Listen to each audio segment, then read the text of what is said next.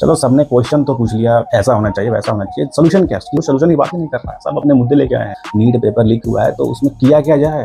धर्मेंद्र प्रधान का इस्तीफा ले लोगे तो सुधर जाएगा सारी प्रक्रिया, यही आपका सोल्यूशन है। क्या गारंटी है कि अगला जो यूनियन मिनिस्टर आएगा एजुकेशन का, क्या गारंटी है कि वो ईमानदार होगा? लॉन्ग टर्म प्लान क्या है आपका? कोई जवाब नहीं है किसी के पास, सब अपनी अपनी राजनीतिक रोटियां सीखना है। देखो, मुझे लगता है कि मांगे साफ होनी चाहिए। जैसे हर रोजगार और शिक्षा से जुड़े भर्ती में जो पूरा डेटा हो वो थोड़ा सार्वजनिक हो, ताकि पारदर्शिता रहे। आरटीआई एक्ट के हिसाब से जो स्कूली संस्थान हैं उनकी गुणवत्ता का जो नियमित ऑडिट होना चाहिए। साथ ही शिक्षा और रोजगार से जुड़े हर राज्य में जनता की भागीदारी सुनिश्चित की जानी चाहिए। सबसे इम्पोर्टेंट ये है कि जनता की भागीदारी हो और पूरी प्रक्रिया की पारदर्शिता हो। अब ये कैसे होगा? भारत के संविधान में एक आर्टिकल है, आर्टिकल 21A। इस आर्टिकल के द्वारा बच्चों को मुफ्त और अनिवार्य शिक्षा का प्रावधान है। दूसरा बताता हूँ, आरटीआई एक्ट 2009 के हिसाब से पारदर्शिता और गुणवत्ता सुनिश्चित करने का कानूनी अधिकार है लोगों को। साथ ही सूचना का अधिकार। आरटीआई द्वारा पूरी जनता को शिक्षा से जुड़े विभागों में जो जानकारी है उसको मांगने का पूरा अधिकार देता है। हालांकि ऑडिट का अधिकार नहीं,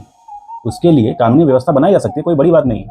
और जहां बात रही धर्मेंद्र प्रधान के इस्तीफे की, तो क्या गारंटी है कि अगला जो केंद्रीय मंत्री होगा वो ईमानदार निकलेगा? जो भारत का जो ये केंद्रीय मंत्री का चयन होता है ना, प्रधानमंत्री अपने कैबिनेट मिनिस्ट्री में जितने भी लोगों हैं सबके परामर्श के बाद लेते हैं कि भाई अगला अब कौन बनेगा जो शिक्षा मंत्री है। पर सबसे इम्पोर्टेंट ये है कि जो अगला शिक्षा मंत्री हो, जो भी बनाया जाए, उसकी गुणवत्ता क्या है, उसका एजुकेशन क्या है, क्वालिफिकेशन क्या है, उसका बैकग्राउंड क्या है, ये सब जनता के सामने रखा जाए ताकि उस पर जवाबदेही बनाई जा सके, ताकि उस पर प्रेशर बनाया जा सके। और अगली बार अगर कोई नीट जैसा मामला दोबारा होता है तो सीधे उससे रेजिग्नेशन लिया जाए। अब क्या है, मैंने इतना साधारण सा हल बताया, क्या सीजेपी के जो मेंबर्स हैं इस मुद्दे पर उन्होंने कुछ बोला है? कोई सोल्यूशन की बात की है? मैं बताता हूँ क्यों नहीं की है।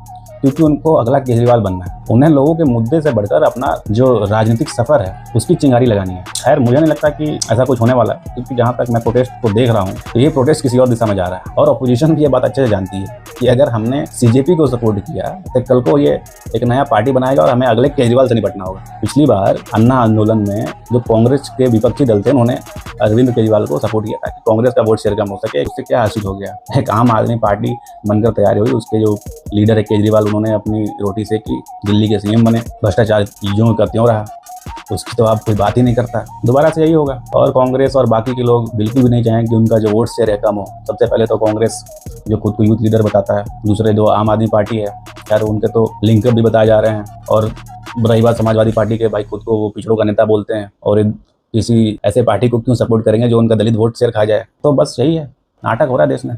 सोशल मीडिया ट्रेंड के चक्कर में सब पागल हो रहे हैं।